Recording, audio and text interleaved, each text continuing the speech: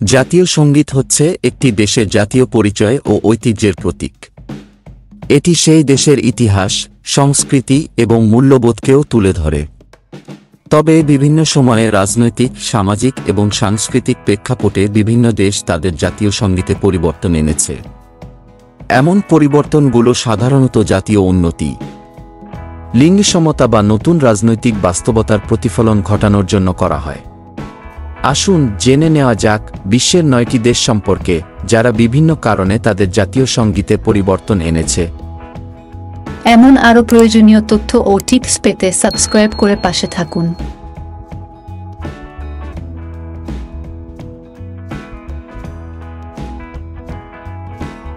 প্রধানমন্ত্রী স্কট মরিসনের ঘোষণার পর 2021 সালের 1 জানুয়ারি থেকে পরিবর্তন হয় অস্ট্রেলিয়ার জাতীয় সঙ্গীত। নতুন এই জাতীয় সঙ্গীতে অস্ট্রেলিয়াকে ইয়াং অ্যান্ড ফ্রি হিসেবে আর অভিহিত করা হবে না। আদিবাসীদের সুদীর্ঘ ইতিহাস ঐতিহ্যের প্রতিফলন ঘটানোর অংশ হিসেবেই এ পরিবর্তন।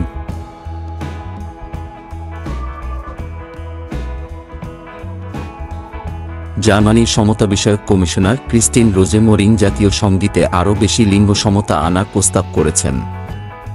সঙ্গীতের যে অংশে ফাটারল্যান্ড অর্থাৎ পিতৃভূমি বলা হচ্ছে, সেখানে হাইমাট অর্থাৎ জন্মভূমি লেখার প্রস্তাব দিয়েছেন তিনি। তবে জাতীয় পর্যায়ের বিভিন্ন নেতাসহ অনেকেই মনে করছেন জাতীয় সঙ্গীতে পরিবর্তন আনার প্রয়োজন নেই।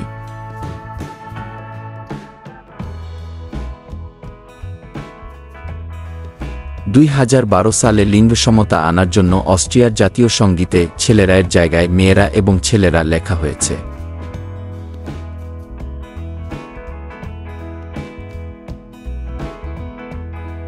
উত্তর আমেরিকার দেশ কানাডাও সম্প্রতি তাদের জাতীয় সঙ্গীতকে আরও লিঙ্গ নিরপেক্ষ করেছে। সঙ্গীতের দ্বিতীয় লাইনে তোমার সব ছেলেরা এর জায়গায় লেখা হয়েছে আমরা সবাই।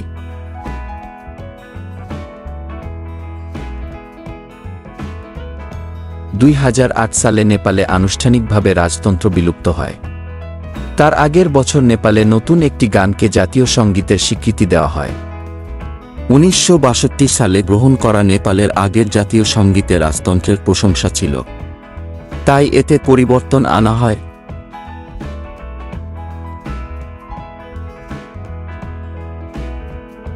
আফগানিস্তানে বেশ কয়েকবার জাতীয় সঙ্গীতে পরিবর্তন আনা হয়।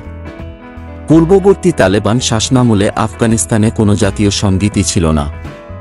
পরে 2002 সালে পুরনো জাতীয় সঙ্গীতকে ফিরিয়ে আনা হয়েছিল। 2006 সালে তৎকালীন কারজাই সরকার সবকিছু নতুন করে শুরু করতে জাতীয় সঙ্গীতও পরিবর্তন করে।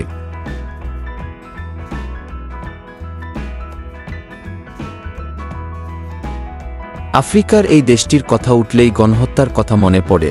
1994 সালে মাত্র 100 দিনের মধ্যে ওই দেশে 5 থেকে 10 লাখ মানুষকে হত্যা করা হয়েছিল। গণহত্যা পরবর্তী রুয়ান্ডার ভাবমূর্তি গড়ে তুলতে দেশটি 2001 সালে একটি নতুন জাতীয় সঙ্গীত বেছে নেয়, রুয়ান্ডা।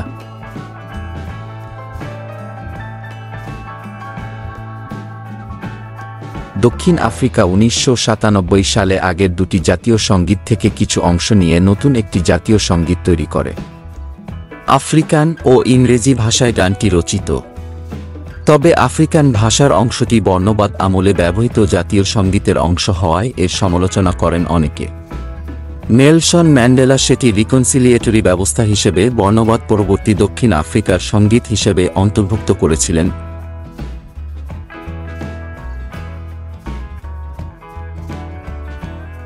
ভ্লাদিমির পুতিন 2000 সালে রুশ প্রেসিডেন্ট হিসেবে দায়িত্ব নেওয়ার পর 1990 সালের আগে ব্যবহৃত জাতীয় সঙ্গীত ফিরিয়ে আনেন। তবে গানের কথায় কিছুটা পরিবর্তন আনা হয়। 1990 সালে যে জাতীয় সঙ্গীত গ্রহণ করা হয়েছিল তাতে কোনো কথা না থাকায় আন্তর্জাতিক প্রতিযোগিতায় অংশ নেওয়া অ্যাথলেটরা এর সমালোচনা করেছিলেন। তাদের বক্তব্য ছিল, কথাবিহীন গান তাদের নাকি উদ্বুদ্ধ করতে পারেনি।